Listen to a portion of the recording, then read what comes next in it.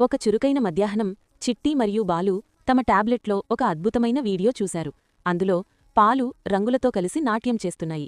బాలు, మనం కూడా శాస్త్రవేత్తలమయ్యి ఈ రంగుల మ్యాజిక్ చేద్దామా అని చిట్టి అడిగింది. బాలు ఎగిరి గంతేస్తూ, అవును చిట్టి, మనం రంగులను డాన్స్ చేయిద్దాం అన్నాడు. ఇద్దరూ మెల్లగా అడుగులు వేస్తూ వంటింట్లోకి వెళ్లారు. చిట్టి ఒక పెద్ద తెల్లటి పళ్ళెమును తీసుకువచ్చింది.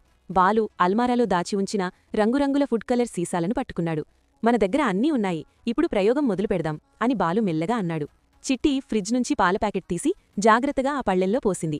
పాలు పళ్ళె మంచు వరకు తెల్లగా పరుచుకున్నాయి. చూడు బాలు, ఇది మన ప్రయోగానికి కావలసిన తెల్లటి స్టేజి అని చిట్టి గర్వంగా చెప్పింది. బాలు ఆసక్తిగా ఆ పాలవైపు చూస్తున్నాడు. ఇప్పుడు రంగులు వేసే సమయం వచ్చింది. బాలు ఎరుపు, నీలం మరియు పసుపు రంగు చుక్కలను పాల మధ్యలో ఒక్కొక్కటిగా వేశాడు. ఇవి పాలలో చిన్న చిన్న ద్వీపాల్లా ఉన్నాయి కదా అని బాలు అడిగాడు. ఆ రంగు చుక్కలు పాలమీద నిశ్చలంగా ఉన్నాయి. చిట్టి తన మ్యాజిక్ వాండ్ సిద్ధం చేసుకుంది. అది సబ్బునీళ్లలో ముంచిన ఒక చిన్న దూదిపుల్ల, కాటన్ స్వాబ్. బాలు, ఇప్పుడు చూడు ఏం జరుగుతుందో అని చిట్టి రహస్యంగా చెప్పింది. బాలు ఊపిరి బిగబట్టి చూస్తున్నాడు. చిట్టి ఆ దూదిపుల్లను పాల మధ్యలో ఉన్న రంగులమీద మెల్లగా తాకించింది. వెంటనే ఆ రంగులన్నీ పళ్ళె మంచులవైపు పరుగులు తీస్తూ అద్భుతమైన ఆకృతులను చేశాయి. వావ్, రంగులు నిజంగా నాట్యం చేస్తున్నాయి అని బాలు కేకవేశాడు. ఆ ఉత్సాహంలో బాలు పళ్ళెంలోని పాలను తన చేతులతో గట్టిగా కొట్టాడు. నేను కూడా నాట్యం చేస్తాను అన్నాడు బాలు. ఒక్కసారిగా రంగుల పాలు చిట్టి కొత్త గౌనుమీద, బాలు ముఖంమీద మరియు నేలంతా చిందాయి.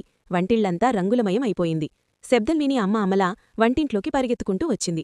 అక్కడ నేలమీద పారబోసిన పాలు, రంగుల మరకలు చూసి ఆమె ఆశ్చర్యపోయింది. పిల్లలు, ఇదేవిటి, వంటింటిని ఇలా రంగులకుండలా మార్చేశారా అని అడిగింది. చిట్టి భయంతో తన వెనుక దూదిపుల్లను దాచుకుంది. అమ్మ అమల బాలు దగ్గర కూర్చుని శాంతంగా చెప్పింది. బాలు, చిట్టి, కొత్త విషయాలు నేర్చుకోవడం చాలా మంచిది, కాని ఆహారాన్ని ఇలా వృధా చేయకూడదు. అంతేకాదు, పెద్దల సాయం లేకుండా ప్రయోగాలు చేస్తే ఇలాగే ఇల్లంతా మురికవుతుంది. బాలు తన రంగుల ముఖాన్ని కిందికి వంచుకున్నాడు. చిట్టి మరియు బాలు తమ తప్పు తెలుసుకున్నారు. సారీ అమ్మా, ఇకపై నిన్నడిగే ప్రయోగాలు చేస్తాం అని ఇద్దరూ ఒకేసారి చెప్పారు. వారు చిట్టి చేతిలో ఒక గుడ్డ, బాలు చేతిలో ఒక స్పాంజ్ తీసుకుని నేలను శుభ్రం చేయడం మొదలుపెట్టారు. అమ్మ వారిని చూసి గర్వంగా నవ్వింది.